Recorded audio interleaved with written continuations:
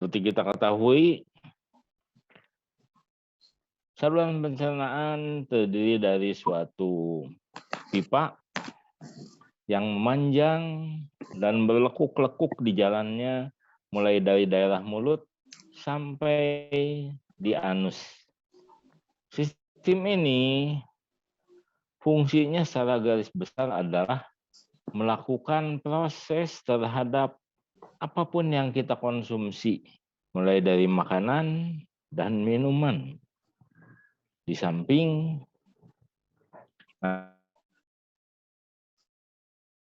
nanti dibantu oleh bahan-bahan lain di luar makanan dan minuman.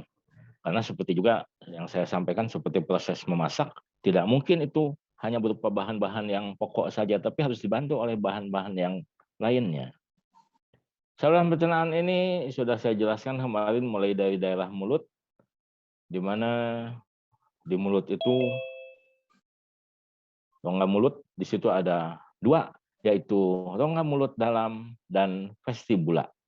Vestibula adalah rongga yang terdapat di samping kanan dan kiri, ya, dibatasi oleh pipi, bibir, kemudian gigi dan gusi. Sedangkan saluran rongga mulut bagian dalam itu kalau kita buka mulutnya ada lubang di situ yang ada di tengah yang dibatasi oleh gigi, gusi, palatum di bagian atas, kemudian lidah di bawah, dan di belakang adalah isthmus pausium. Ingat ya, isthmus pausium merupakan batas antara rongga mulut dengan nasofaring yang ada di belakang. Kemarin sudah saya perlihatkan gambarnya, di mana pada daerah naso atau orofaring atau di daerah faring itu kita dapatkan adanya amandel atau tonsil kanan dan kiri di daerah faring. Kemudian di daerah mulut itu kan ada kelenjar ludah, di mana di situ ada 3 buah kelenjar ludah. Yang satu berada di bagian bawah daripada telinga yang namanya kelenjar ludah parotis. Dan yang 2 lagi ada di bawah lidah dan di daerah dekat pipi, yaitu kelenjar submaxillaris, kelenjar ludah submandibularis, dan juga kadang-kadang dinamakan kelenjar ludah sublingualis. Ingat ya, poin-poin yang saya katakan ini nanti diingat, ya, karena mungkin nanti berhubungan dengan UTS. Nanti di daerah rongga mulut bagian belakang terjadi proses menelan yang dimulai dengan proses mengunyah di daerah mulut yang dilakukan oleh gigi geligi dan juga lidah serta dicampur dengan saliva. Anda masih ingat fungsi saliva yang saya jelaskan minggu yang lalu?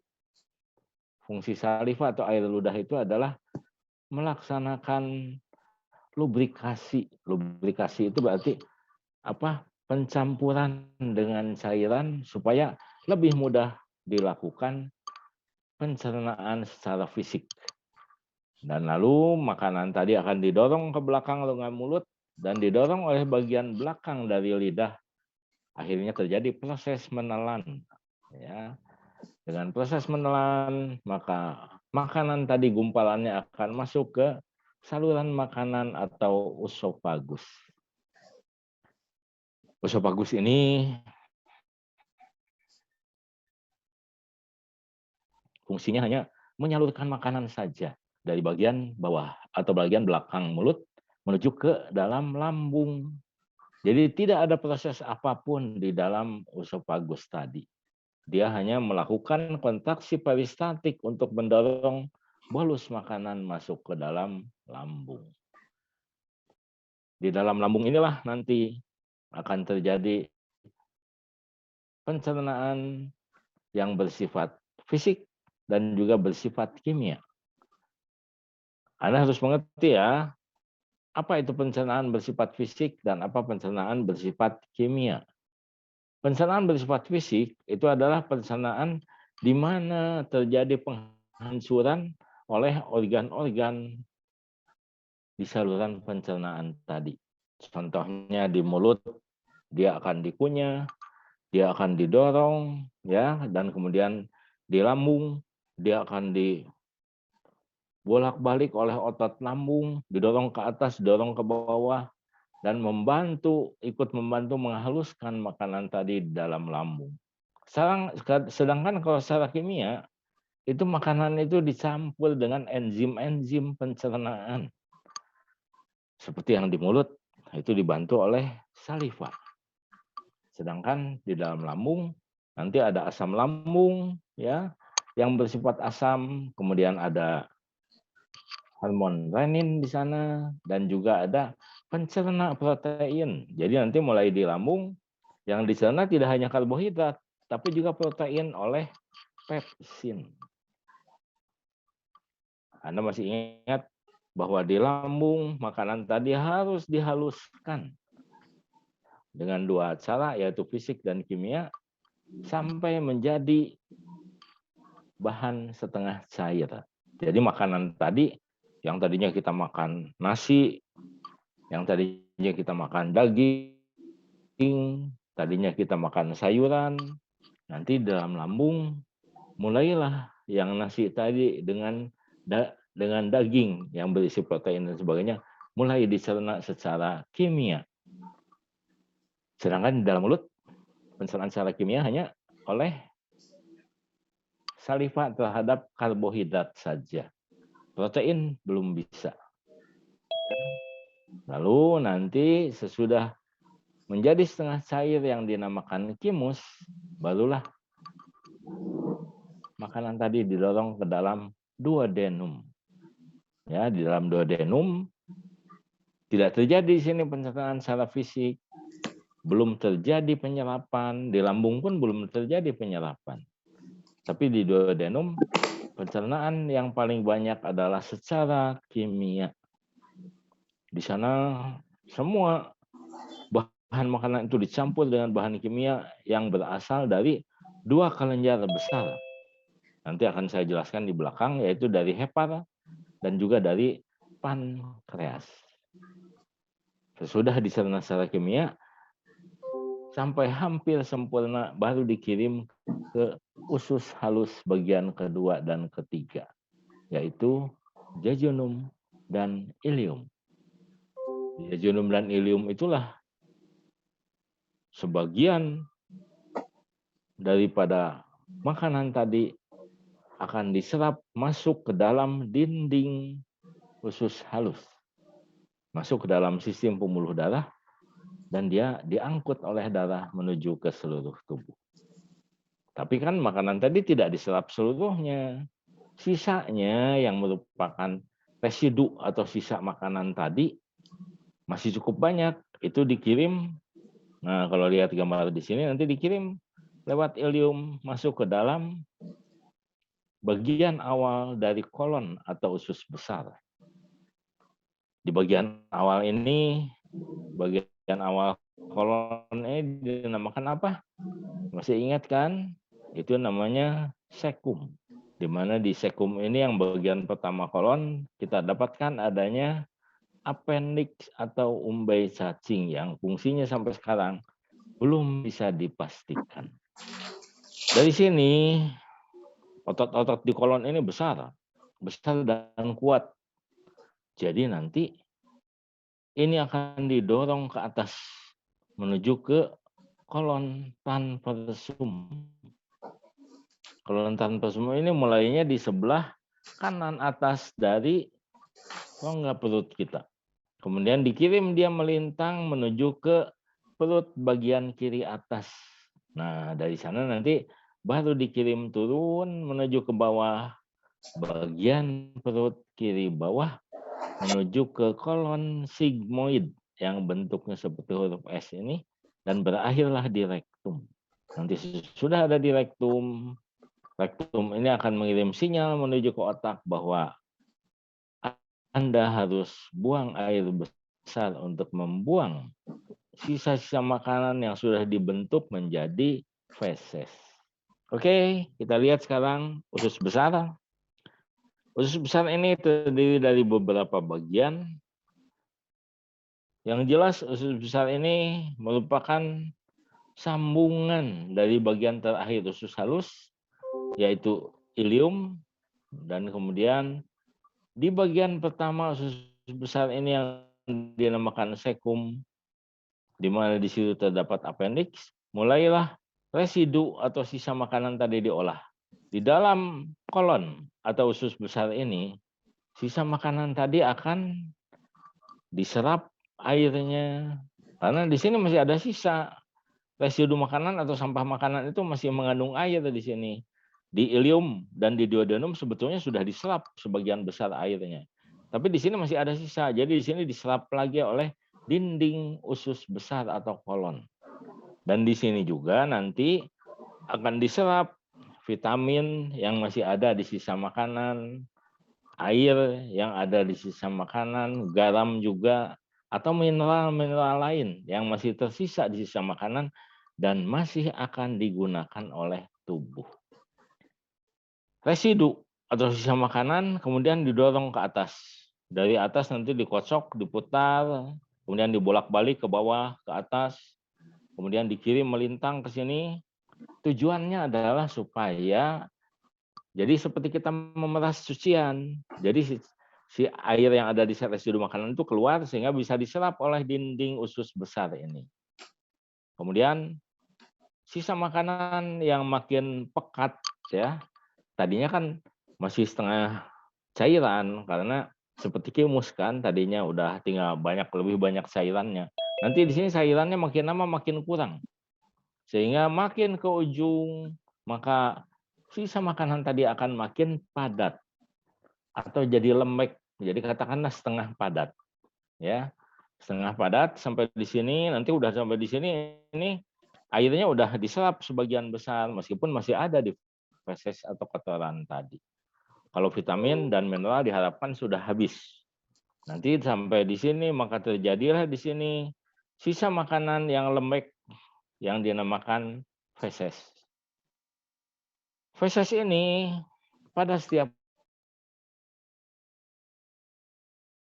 orang warnanya apapun yang Anda ya, itu ada yang khusus ya. Tapi pada umumnya warnanya adalah coklat muda kehijau-hijauan. Empedu, yaitu empedu yang dikirim dari hati menuju ke duodenum. Itu akan menghasilkan sisanya nanti berupa pigmen empedu yang akan mewarnai sisa makanan tadi. Jadi bukan berarti kalau Anda minum Fanta fesesnya jadi merah, tidak. Atau makan buah naga yang warnanya merah fesesnya jadi merah, tidak. Yang mewarnai feses adalah pigmen empedu. Dan semua feses selalu berbau. Karena nanti di sini akan ada yang namanya bakteri pembusuk. Jadi semua feses itu baunya pasti akan busuk. Oke, next, lanjut. Tadi sudah saya jelaskan, fungsi usus besar menyerap air, elektrolit, dan vitamin, membentuk massa semi solid atau lembek sehingga menjadi feses, dan di situ pun di kolon itu tempat tinggal bakteri koli dan bakteri pembusuk. Lanjut, next. Jadi kolon ini fungsi utamanya adalah untuk memekatkan dan membuang residu makanan yang tidak dicerna. Ingat, yang tidak dicerna. Itu sebabnya kalau Anda makan sayuran atau buah-buahan, tolong diingat, kunyahlah lebih sering. Supaya apa? Supaya selubung selulosa yang membungkus sayuran atau buah-buahan itu pecah. Sehingga bagian dalamnya bisa dicerna. Bagian dalamnya kan banyak fungsinya untuk tubuh kita. Ada vitaminnya, ya. Kemudian mungkin ada mineralnya dan sebagainya. Sedangkan nanti sisa serat-seratnya itulah yang akan dibuang terbentuk di dalam feses. Kontraksi dari kolon ini tadi sudah saya jelaskan juga akan mengaduk, memutar, maju mundur, naik turun dan sebagainya, ya. Dan kemudian terbentuklah feses, dan itu sebabnya kalau buang air besar usahakan tiap hari, ya. Apakah itu sekali atau 2 kali itu tergantung kebiasaan masing-masing. Tapi jangan dibiarkan kalau Anda bisa misalnya buang air besar itu bisanya 3 hari sekali atau 4 hari sekali, karena nanti feses yang ada di dalam kolon itu setiap hari kan diserap airnya. Sehingga makin lama feses ini akan makin keras. Sehingga kalau itu 2 hari mungkin udah lebih keras dari kalau disimpan 1 hari di dalam kolon. Kalau 3 hari udah pasti lebih keras, dan kalau sudah 5 hari atau 1 minggu mungkin udah sekeras batu. Karena airnya sudah diserap habis sama sekali. Jelas. Untuk membiasakan menjadi tiap hari, Anda bisa melakukan pola hidup baik. Banyak makan sayuran atau buah-buahan yang berserat tinggi, dan makan sesuai dengan waktunya, dan minum harus cukup. Jelas. Lanjut. Next.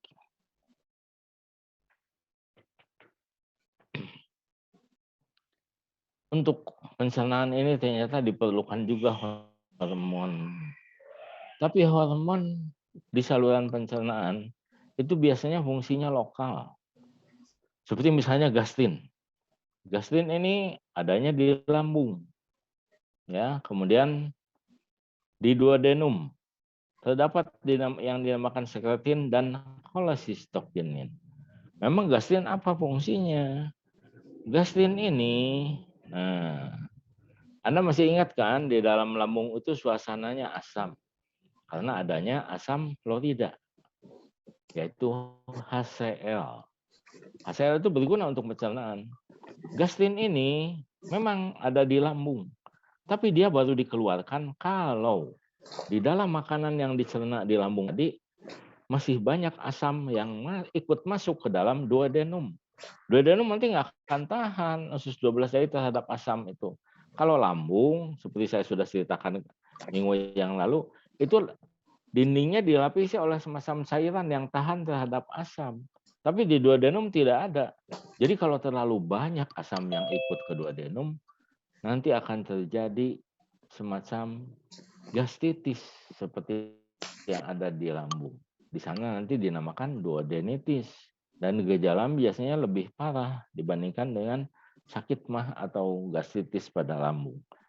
Jadi gastrin ini nanti terutama dilepaskan kalau asam di dalam duodenum terlalu banyak untuk menetralisir asam yang ada di usus 12 jari atau duodenum tadi. Sedangkan cholecystokinin dan sekretin yang ada di duodenum ini akan dilepaskan kalau kita makan banyak lemak atau yang mengandung lemak. Misalnya Anda makan sate, makan gulai, makan tongseng, atau makan yang lain-lainnya lah, gorengan-gorengan segala macam.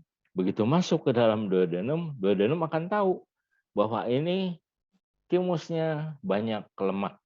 Maka dia akan memberitahu ke vesika vilea untuk mengirimkan yang namanya garam empedu.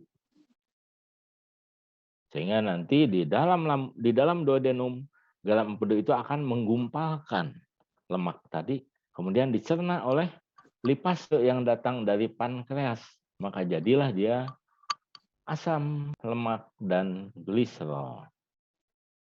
Ya, itu maksudnya empedu yang dikirim dari vesika vilea atau kandung empedu itu untuk mempercepat proses pencernaan lemak tadi. Karena kalau tidak itu lemak itu cukup sulit untuk dicerna. Ya, lanjut next.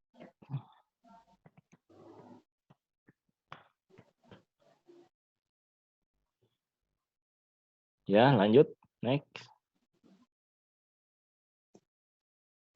Nanti di dalam duodenum, di lumennya ada suatu tonjolan di lumen itu. Tonjolan itu ternyata kalau dilihat dari dekat ada 2 lubang di sana.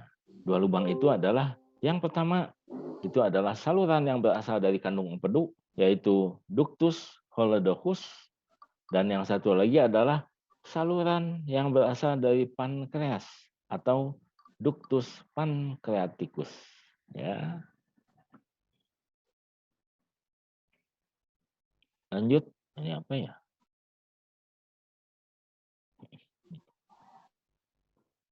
Dari kedua saluran itu masuklah ke dalam duodenum getah-getah pencernaan dari hati maupun dari pankreas.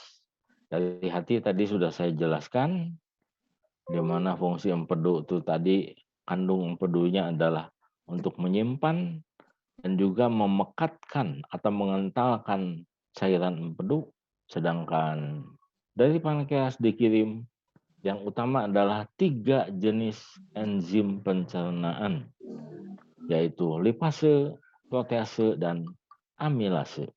Lanjut, next.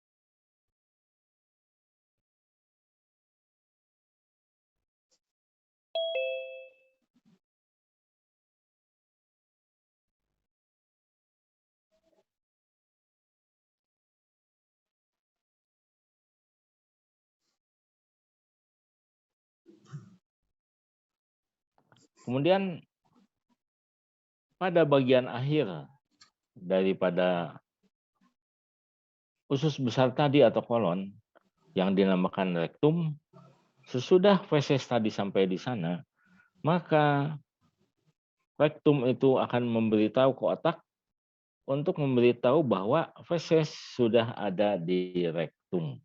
Dan rektum itu berdampingan dengan anus. Sehingga nantinya begitu sampai di sana, maka setiap orang begitu feses tadi sampai di rektum akan merasa ingin buang air besar. Sebetulnya kalau di anus tadi otot-ototnya tidak bisa diatur oleh pikiran kita, maka itu akan langsung feses itu akan keluar. Tapi di sana ternyata ada 3 lapis otot. Nanti Anda bisa baca atau lihat itunya. Di mana yang pertama itu adalah musculus ataupun sphincter ani internus. Jadi otot yang berada pada bagian paling dalam atau yang bersentuhan langsung dengan feses. Itu merupakan otot-otot polos ya, dan itu bersentuhan langsung dengan lumen atau lubang daripada anus. Dan itu tidak bisa diatur oleh pikiran kita. Sehingga begitu datang feses, maka otot itu langsung ingin terbuka saja. Tapi ada lapisan kedua di luar lapisan yang paling dalam tadi.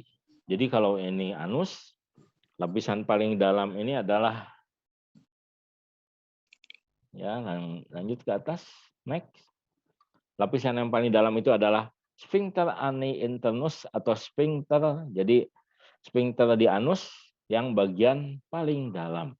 Di bagian kedua, lapisan kedua ternyata ada lagi, yaitu sphincter levator ani. Ini pun sama, merupakan otot polos dan tidak bisa diatur oleh pikiran kita. Jadi ini juga sama, jadi saluran ke satu dengan kedua itu sama-sama ingin terbuka saja supaya proses itu langsung keluar. Tapi untungnya ada lapisan paling luar yang merupakan lapisan otot lurik atau otot yang sama dengan otot-otot kita di luar, ya, otot lurik atau otot bergaris, itu diatur oleh pikiran kita. Sehingga begitu terasa bahwa ternyata sudah ada feses di dekat anus, maka otak kita akan bertanya kepada kita, kapan mau dilonggarkan otot yang paling luar ini? Apakah sekarang, atau 5 menit lagi, atau 1 jam lagi, atau besok? Nah, itu tergantung kita nantinya. Ya, jadi nanti Misalnya kalau Anda sedang kuliah, ya udah Anda tahan dulu kan otomatis sampai selesai kuliah baru Anda pergi ke belakang. Sesudah di belakang, nanti begitu Anda sudah siap, langsung pikiran Anda akan berkata, longgarkan, maka si otot yang paling luar ini akan terbuka dan nanti fesesnya akan keluar, bahkan kadang-kadang didorong oleh tenaga dari dalam perut. Ya, jelas ya. Jadi dua lapis otot yang dalam itu tidak bisa diatur, tapi yang otot yang paling luar lapisan ketiga itulah yang akan menuruti keinginan kita. Kecuali, nah ada kecualinya.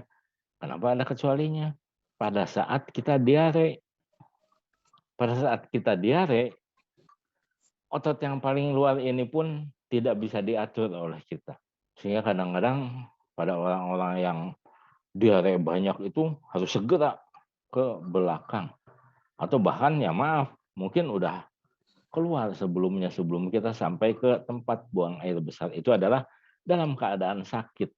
Di mana dalam keadaan sakit itu kita tidak bisa mengontrol otot lapis yang ketiga ini. Jelas ya? Lanjut, next.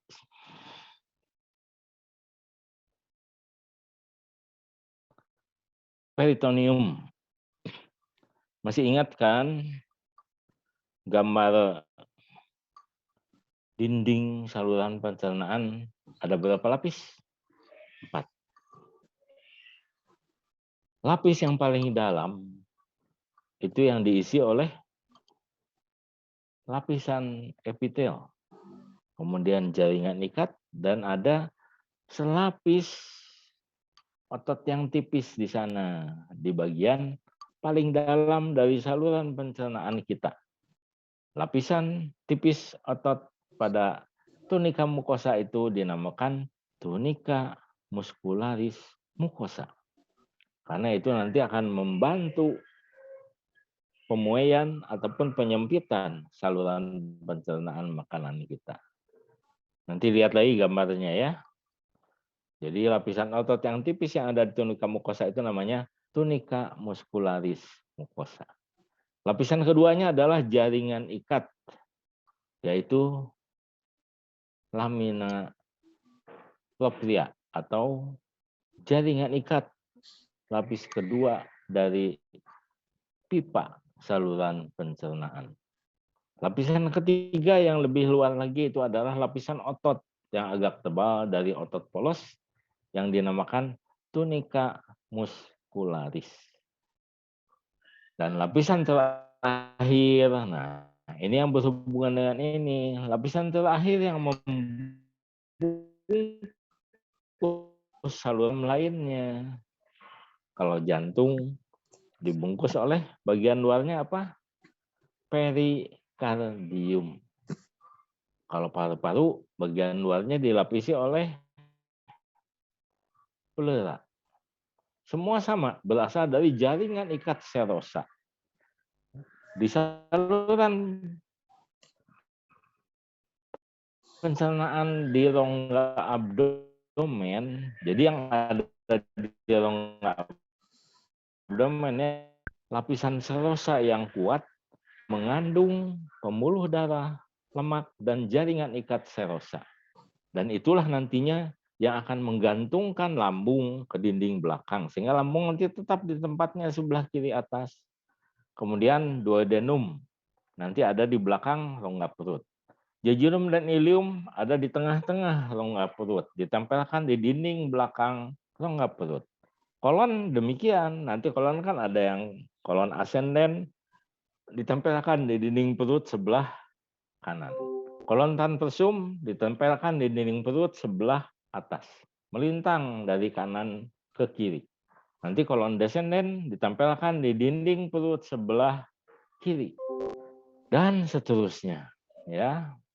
Hanya keistimewaannya lapisan jaringan serosa bagian luar pada organ-organ di dalam rongga perut atau di rongga abdomen yang dinamakan peritoneum, yang berasal dari peritoneum visceral atau peritoneum yang menempel pada organ-organ dalam di rongga perut. Karena peritoneum lapis keduanya nanti akan membungkus atau menutupi seluruh rongga perut yang menempel di dinding abdomen. Peritoneum visceral ini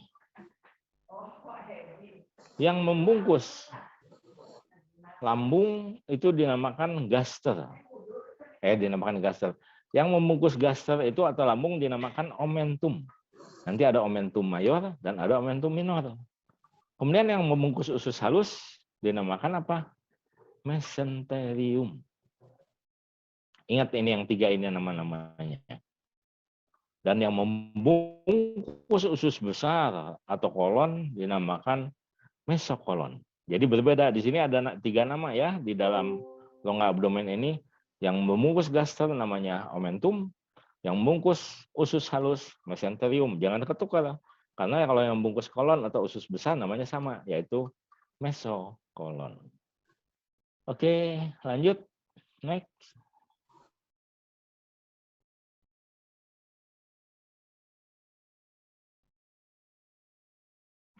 Nah, sekarang kita lihat di saluran pencernaan ini, kan kalau saluran pencernaan berupa pipa.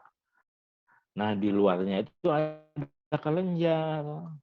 Kelenjar yang besar adalah hati atau hepar, dan kelenjar satu lagi yang lebih kecil adalah pankreas. Kalau hati atau liver itu atau hepar ada di bagian perut sebelah kanan atas. Sedangkan pankreas ada di belakang lambung. Jadi di sebelah kiri atas rongga perut atau abdomen. Hati atau hepar ini paling besar dari seluruh organ di tubuh kita. Otak itu kan hanya 200 gram. Jantung juga sekitar 200 gram. Ya, limpa juga demikian. Liver ini beratnya adalah 1,5 kilogram. Besar kan? Nah, Anda bisa bayangkan kalau Anda lihat daging yang beratnya 1,5 kilogram, cukup banyak. Dia berada di sebelah kanan atas abdomen, fungsinya juga cukup banyak. Yang pertama dia ikut metabolisme. Kemudian yang kedua dia memproduksi. Dan yang ketiga dia juga melakukan penyimpanan. Ya.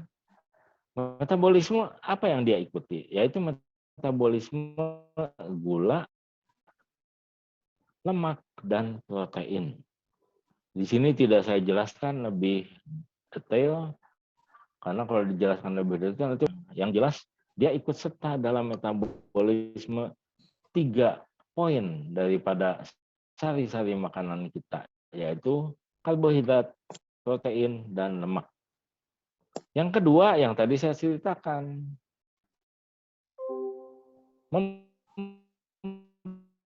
memproduksi cairan empedu.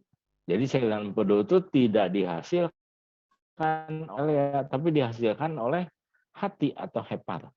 Nanti dari sana dia kirim menuju ke kandung empedu atau vesika varia yang ada di bagian bawah belakang hati atau liver.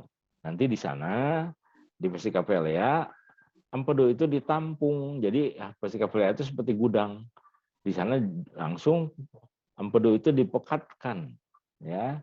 Jadi dibikin jadi lebih kental untuk siap dikirim ke usus 12 jari atau duodenum. Dari kedua lobus, jadi hati itu nanti ada 2 lobus ya, nanti kita lihat gambarnya. Itu dikirimnya melalui ductus hepaticus. Mudah kan? Anda ingat hepar, jadi pasti itunya ductus hepaticus menuju ke kandung empedu. Tapi dari kandung empedu menuju ke duodenum atau usus 12 jari, nama salurannya lain lagi, yaitu ductus choledocus. Tadi yang kedua adalah memproduksi, ya. Yang ketiga adalah untuk menyimpan. Di liver itu nanti disimpan gula yang berupa glikogen, lemak juga ada disimpan di liver kalau kita kelebihan.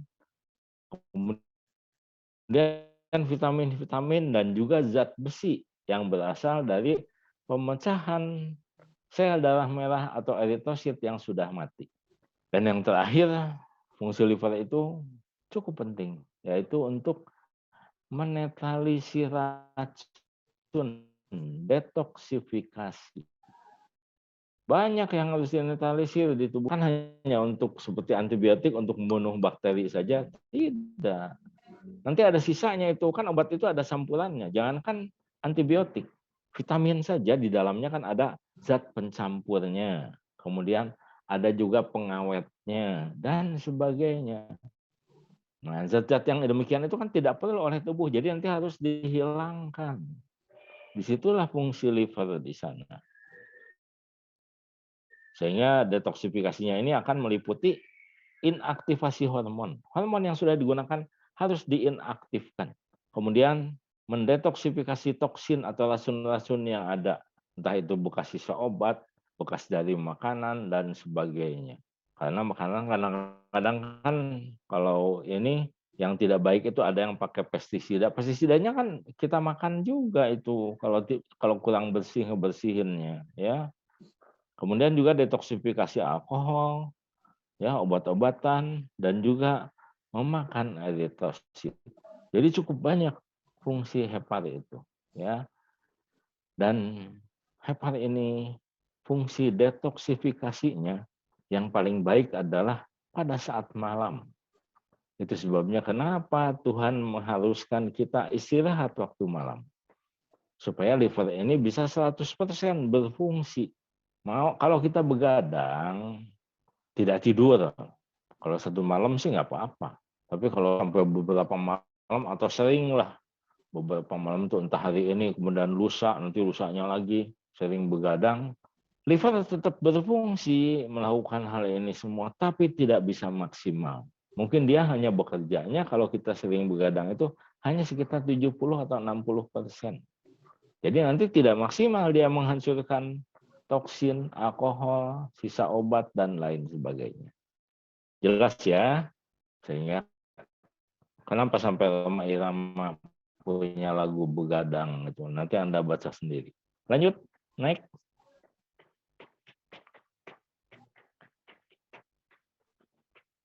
Nah, ini dia.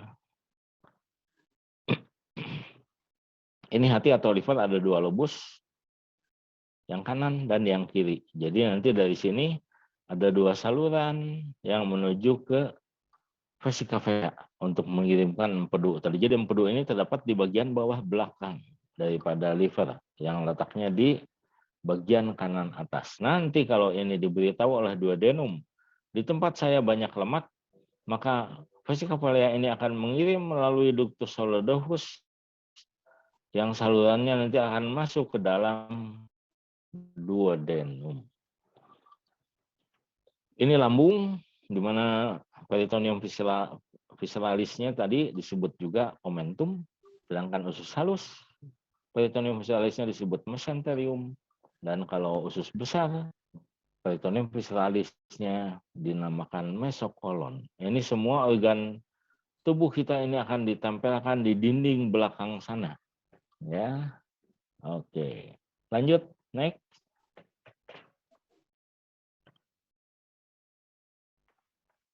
Kandung empedu tadi sudah saya jelaskan. Jadi bentuknya seperti buah pir. Anda pasti sudah pernah lihat buah pir atau pernah makan, ya. Nah, panjangnya juga hanya sekitar 10 cm atau antara 8 sampai 12 dengan kapasitasnya hanya 60 cc. Jadi nanti empedu yang dikirimkan itu kan banyak cairannya, jadi dipekatkan di dalam kandung empedu. Disimpan di sana, kemudian baru dikirim melalui ductus solidus masuk ke dalam duodenum tadi. Nah, ini fungsinya. Jadi fungsi empedu itu bukan mencerna lemak, ingat, tapi mengemulsifikasi lemak dan mengabsorpsi sebagian lemak. Sehingga nanti menyebabkan kolesterol itu sebagian dibuang dari tubuh kita. Lanjut, naik.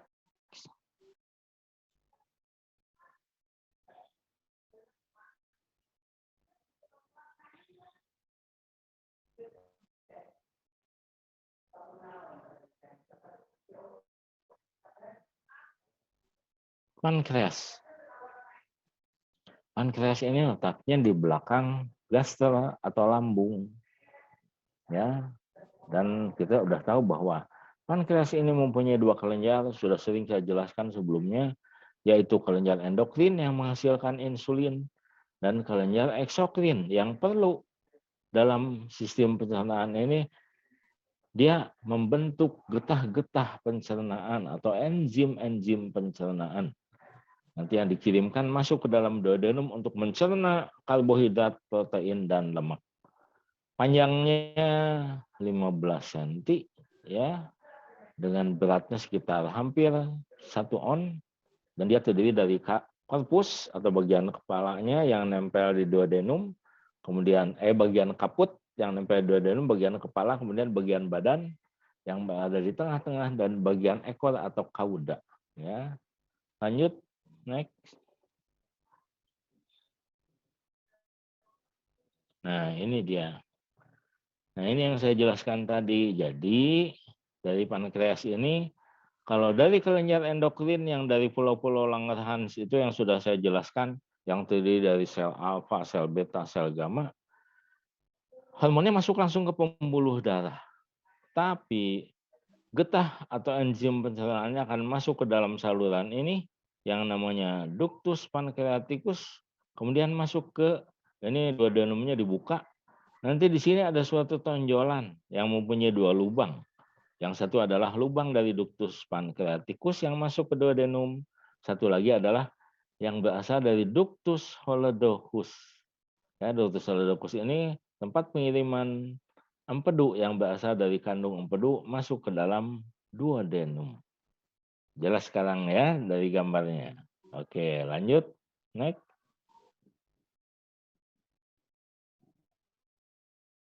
Nah, ini getah pankreas tadi yang saya katakan. Ada protease yang mencerna protein, kemudian ada lipase yang mencerna lemak menjadi asam lemak dan gliserol. Kalau protease nanti harus menjadi paling kecil adalah asam amino. Yang ketiga adalah amilase, ya ini yang akan mencerna karbohidrat menjadi disakarida, kemudian jadi mononusakarida. Pankreas itu yaitu tripsinogen itu akan mencerna ribonuklease dan deoksiribonuklease dari sel-sel tertentu untuk menjadi blok-blok pembentuk nukleotida. Ya, oke, lanjut.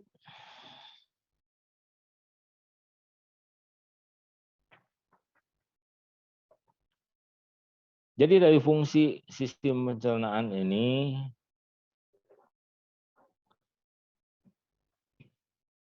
yang pertama, Anda ingat yang lalu saya jelaskan, bahwa sistem pencernaan kita akan melakukan 4 proses. Yang pertama adalah memasukkan makanan ke dalam saluran makanan, yaitu proses ingesti, hanya memasukkan saja. Kemudian yang kedua adalah mencerna makanan tadi dengan 2 proses, yaitu mencerna secara fisik, ya, dengan dikunyah, dengan dibulak-balik oleh otot-otot saluran pencernaan, dan juga memproses pencernaan itu secara kimia, yaitu dengan mencampurnya dia dengan enzim-enzim pencernaan sehingga yang tadinya agak halus menjadi sangat halus. Itu namanya proses digesti atau proses pencernaan. Yang ketiga adalah proses penyerapan. Proses penyerapan makanan hanya terjadi di jejunum dan ileum atau bagian kedua dan ketiga usus halus. Anda harus ingat ini. Di tempat lain tidak ada penyerapan sari-sari makanan. Jadi sari makanan itu hanya diserap di jejunum dan ileum. Dan yang terakhir, sesudah sari makanan tadi diserap, pasti masih ada sisa. Sisanya ini harus dibuang, yaitu residu atau sisa makanan. Dibuang masuk ke dalam kolon atau usus besar. Disinilah terjadi proses eliminasi atau pemisahan. Untuk kemudian sesudah dipisah, dia kemudian nanti akan dibuang. Sesudah diserap tadi airnya, diserap vitaminnya, diserap mineralnya. Kemudian dibentuklah dia menjadi feses atau kotoran. Itulah proses yang terjadi. Jadi fungsinya saluran pencernaan ini pertama dia menggerakkan makanan Anda nanti bisa baca lebih detail di sini. Kedua, saluran pencernaan ini menghasilkan getah-getah pencernaan, baik dari salurannya sendiri seperti di mulut ya, ataupun di lambung, ataupun dari kelenjar pencernaannya, yaitu dari hati dan dari pankreas. Ya. Kemudian yang ketiga masih yang tadi, digeser lagi PowerPoint-nya ke atas. Di samping mengeluarkan, jadi di samping mengeluarkan atau sekresi getah pencernaan, kemudian di usus halus, di jejunum ileum dia baru mengabsorpsi atau menyerap sari-sari makanan yang dibutuhkan tubuh. Ya. Dan kemudian kita tahu bahwa pengaturan semua ini dilakukan oleh sistem saraf dan hormon yang mempengaruhinya. Tadi saya sudah jelaskan hormonnya yang bersifat lokal. Lanjut, next.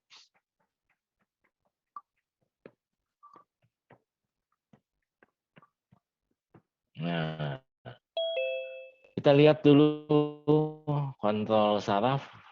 Saluran pencernaan makanan kita ini, ototnya adalah otot polos yang tidak bisa diatur oleh kesadaran kita. Dan saraf yang berpengaruh terhadap saluran pencernaan makanan adalah saraf tidak sadar atau saraf yang berada di luar pengaruh kesadaran kita. Itu biasanya menyangkut saraf simpatis dan saraf parasimpatis. Itu nanti akan mengatur gerakan usus ataupun saluran pencernaan yang lainnya dari atas ke bawah. Ya, jadi dan sistem saraf ini nanti bisa mempercepat gerakan peristatik tadi, bisa juga memperlambat. Di samping kontrol saraf dari pusat, dari otak, yaitu susunan saraf tidak sadar tadi, ada juga saraf-saraf lokal yang berpengaruh terutama di usus dan plexus submucosa Meissner. Plexus centricus biasanya terletak di daerah lingkaran dinding otot. Jadi daerah otot tadi yang dinamakan tunica muscularis itu kita dapatkan adanya plexus, biasanya akan ikut membantu pergerakan usus halus dalam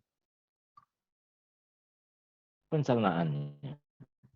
Sedangkan yang satu lagi plexus submucosa Meissner dia terletak pada tunica submucosa atau lapisan di bawah tunica mucosa yang terdiri dari jaring erat. Di situ ada lingkaran-lingkaran saraf yang kecil yang akan membantu penyerapan daripada bahan makanan ke dalam dinding usus.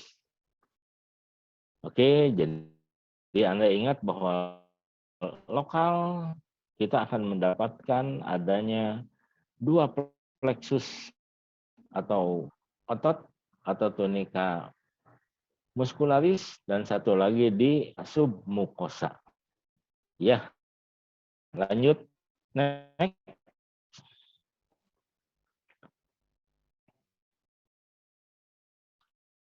Hormon tadi sudah saya jelaskan ya, yaitu hormon-hormon lokal saja, baik itu gastrin, enterokinin, kolesistokinin, sekretin. Saya tidak akan jelaskan lebih detail, hanya yang satu adanya di lambung, yang satu lagi adanya di usus 12 jari. Lanjut, next.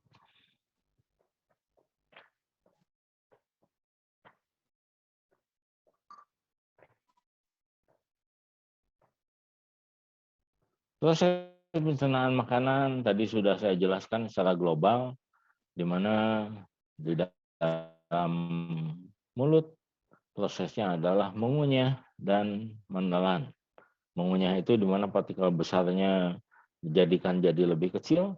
Dan ingat, seperti yang saya katakan bahwa untuk sayuran dan buah-buahan, mengunyahlah lebih banyak dibandingkan dengan waktu mengunyah nasi ataupun daging. Apalagi mungkin waktu makan bubur Anda tidak pernah mengunyah, itu langsung aja ditelan ya. Dan kedua adalah proses deglusi atau menelan. di mana itu suatu proses mendorong makanan masuk ke dalam usofagus. Oke, lanjut, next.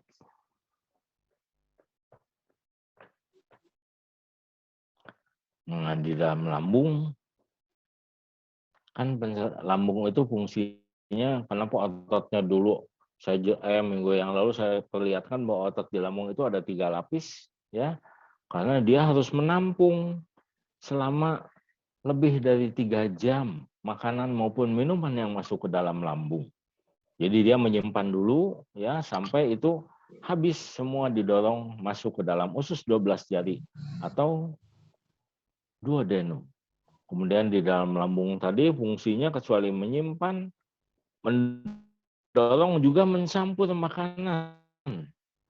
Dalam arti kata di sini membantu proses pencernaan baik secara fisik maupun kimia sampai menjadi bahan setengah cair yang dinamakan chymus. Dan fungsi yang ketiga adalah mengosongkan lambung itu dalam waktu maksimal 6-8 jam untuk dimasukkan ke dalam usus halus. Lanjut, next.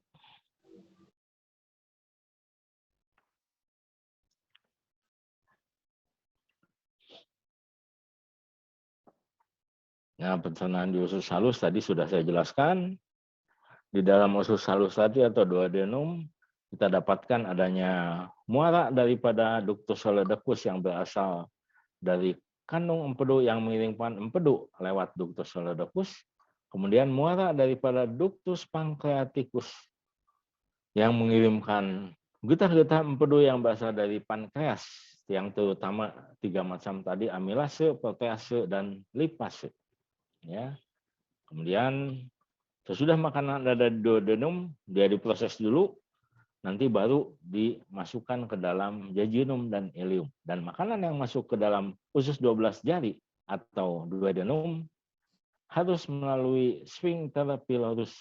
Dan jumlah yang masuk ke dalam duodenum itu harus disesuaikan dengan kemampuan duodenum dalam mencerna makanan. Kemudian jejunum ileum ya di sini melakukan pencampuran bahan-bahan makanan yang sudah dicerna tadi sampai sempurna, sampai dia bisa diserap atau diabsorpsi ke dalam sistem kapiler di dalam dinding jejunum dan ileum.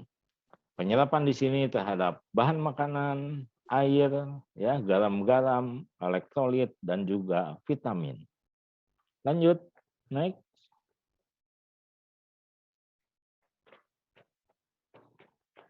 Pencernaan di usus besar tadi sudah saya jelaskan, di mana di sana diaduk untuk membentuk feses, kemudian mengabsorpsi atau menyerap air yang tersisa, elektrolit, dan juga sebagian vitamin. Ya, jadi air itu akan diserap secukupnya di dalam usus halus, nanti sebagian lagi di dalam kolon, sehingga nanti yang keluar bentuknya adalah semi padat, setengah padat atau lembek yang dinamakan feses. Dan ingat bahwa pewarna daripada feses pada semua orang sama, tidak tergantung daripada pewarna makanan. Kecuali ada beberapa yang bisa mewarnai feses yang tertentu. Lanjut.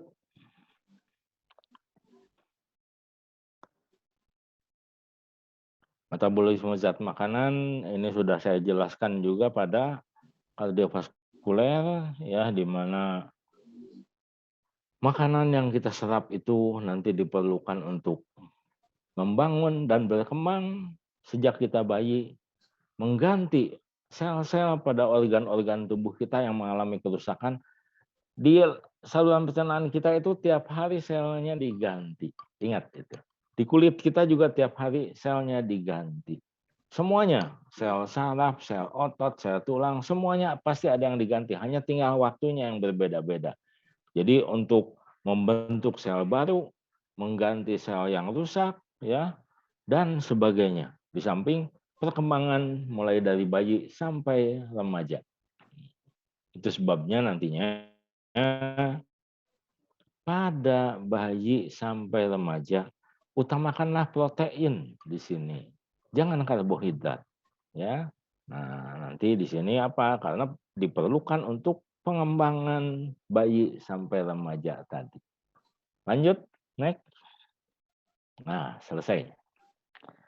Baik, mungkin itu yang bisa saya sampaikan mengenai saluran pencernaan atau traktus digestivus atau gastrointestinal. Saya beri kesempatan dulu Anda bertanya, nanti baru saya jelaskan mengenai UTS. Ya, silakan.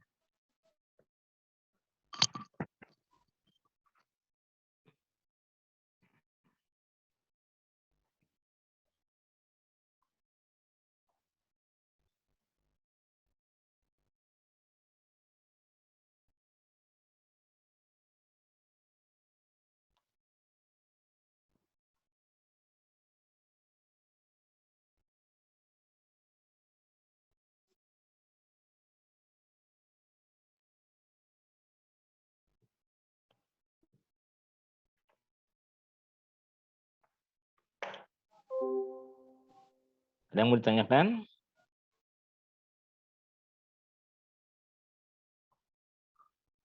Atau sudah dihafal semua ya untuk persiapan UTS?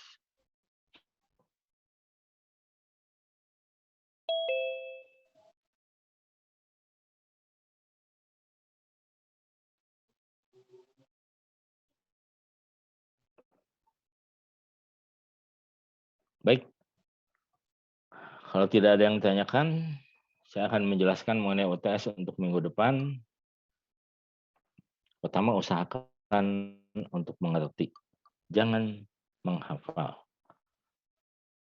Nanti kalau mengerjakan UTS atau ujian apapun, biasanya itu merupakan multiple choice ataupun pilihan berganda tunggal. Yang akan saya sampaikan nanti adalah pilihan berganda tunggal. Sudah ngerti kan? Pilihan berganda tunggal itu nanti saya buat di atas suatu pernyataan, jawabannya di bawah ada 5. Pilih yang paling benar dari 5 yang saya sampaikan tadi. Yang hubungannya dengan pernyataan yang saya sampaikan di soal. Pada saat mengerjakan UTS ini jumlahnya 70 soal, waktunya 100 menit. Jadi Anda ingat. Jadi kira-kira satu soal itu adalah 1,5 menit. Biasanya ada satu kebiasaan jelek waktu kita ujian dengan pilihan berganda seperti ini. Baik itu yang multiple choice ataupun yang pilihan berganda tunggal. Kita selalu mengerjakan soal itu satu persatu dari nomor 1 sampai terakhir sampai bisa. Sebetulnya itu nanti Anda akan membuang waktu pada saat Anda melihat ada soal yang Anda sendiri lupa jawabannya. Lupa, bukan jadi kalau ada soal ya biasanya kita tuh ada 3 kemungkinan. Pertama bisa, kalau bisa kan cepet tuh. Nggak sampai setengah menit pasti udah bisa dijawab. Yang kedua ragu-ragu. Ragu-ragu ini biasanya memerlukan cukup banyak waktu, sekitar 2 atau 3 menit sampai Anda bisa menjawab. Dan yang ketiga adalah Anda sama sekali tidak ingat. Jawabannya tidak ingat, tidak tahu. Ya bisa tidak tahu, bisa tidak ingat. Itu biasanya memakan waktu bisa 5 sampai 10 menit tanpa atau akhirnya Anda menjawab asal saja. Jadi kalau ada 70 soal, Anda baca mulai nomor 1. Nomor 1 Anda baca, aduh ragu-ragu nih, apa ini jawabannya? B atau D? Kalau seperti itu Anda lewat dulu. Anda baca nomor 2. Nomor 2 begitu baca, aduh ini lupa. Saya tidak ingat jawabannya yang mana. Pindah nomor 3. Nomor 3 begitu dibaca, saya bisa ini langsung jawab. Nomor 4 saya bisa langsung jawab. 5 pun demikian. 6 ragu-ragu, lewat dulu. 7 apalagi ini yang nggak ingat, lewat dulu juga. Jadi yang harus Anda selesaikan adalah yang bisa dulu, yang pasti bisa. Katakanlah yang pasti bisa itu meskipun itu hanya 20 soal, selesaikan dulu semua yang pasti bisa itu.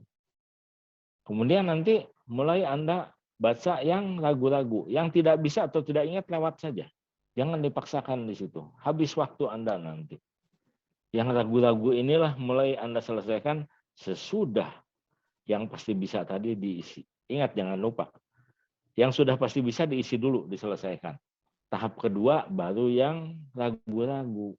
Yang ragu-ragu ini biasanya menghabiskan waktu 2-3 menit. Seperti saya katakan, itu boleh menghabiskan sisa waktu Anda. Yang tidak bisa biarkan saja, nanti terakhir. Karena apa? Yang tidak bisa itu Anda habiskan waktu sampai 10 menit pun nggak akan ingat. Jangan coba-coba nyontek di sini, ya. Jangan biasakan hal itu. Jadi nanti selesaikan dulu semua yang ragu-ragu tadi, meskipun pada akhirnya misalnya masih ada 10 atau 15 atau mungkin bahkan 20 soal yang Anda tidak bisa. Sedangkan waktu tinggal 5 menit. Nah, kalau sisa waktu itu, kalau saya dulu waktu masih mahasiswa, jawab aja asal. Untung-untungan. Mungkin dari 20 tadi Anda hitung kancing, ada 2 atau 3 yang benar. Lumayan kan?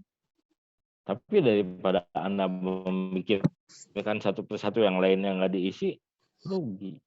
Itu adalah trik dalam ujian. Ya. Dan kemudian nanti mungkin ada poin-poin yang harus Anda catat nantinya. Ya. Untuk UTS ini kan nanti mulai dari introduction anatomi fisiologi, di situ Anda harus baca yang pengertian-pengertian. Apa itu fisiologi, apa itu anatomi regional atau topografi, ya. Jadi di situ kemudian kan pernah saya sampaikan juga bagaimana pemeriksaan anatomi pada manusia itu, di mana orangnya harus berdiri tegak, mata lihat ke depan dan sebagainya, ya. Nah, salah satu itu contoh-contohnya tuh, ya. Lalu kemudian kalau di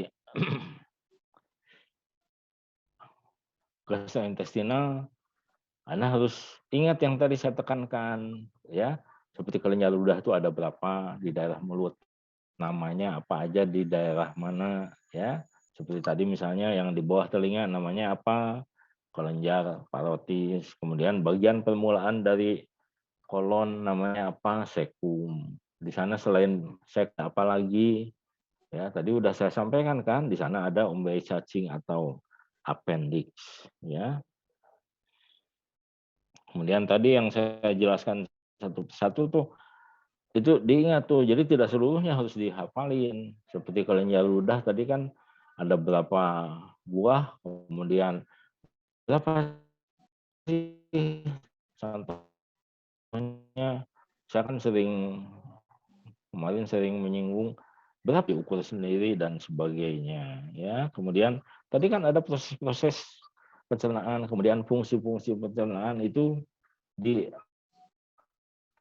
itunya. Lalu tadi kan saya malah sampaikan juga bagaimana bungkus daripada saluran pencernaan kita yang paling luar itu. Nanti baca lagi dengan baik. Kandung empedu, saluran-salurannya, kemudian kalau darah itu kan nanti ada berapa macam darah, berapa macam sel darah. Kemudian darah itu kan terdiri dari bagian cair, bagian padat, berapa persen ininya. Ya, kemudian eritrosit itu bagaimana bentuknya, tidak punya inti sel, jumlahnya dan lain sebagainya, ya. Kemudian bagaimana jantung, darah ke dalam jantung kanan itu yang masuk dari mana, melalui pembuluh, ya. Kemudian nanti kalau keluar dari jantung melalui aorta. Kemudian yang memberi makan organ-organ itu kan bukan pembuluh darah besar, tapi nanti ada cabang-cabangnya. Jadi yang memberi makan jantung itu pembuluh darah paru apa, ya. Ingat itu tuh dibaca, sehingga saya selalu bilang bahwa itu harus pengertian, ya. Pokoknya yang tadi saya sampaikan diulang-ulang itu ingat, ya, dan baca ulang lagi dengan baik. Oke, saya kira nanti saya darah di satu persatu Anda inikan bentuknya, yang pakai granula yang mana, munculnya kapan dan lain sebagainya, ya. Oke, saya kira itu yang bisa saya sampaikan. Selamat mengikuti UTS. Belajar yang baik dan berdoa. Mudah-mudahan sukses. Terima kasih atas kehadirannya. Sampai ketemu di kuliah sesudah UTS nanti, ya. Baik, maaf kalau selama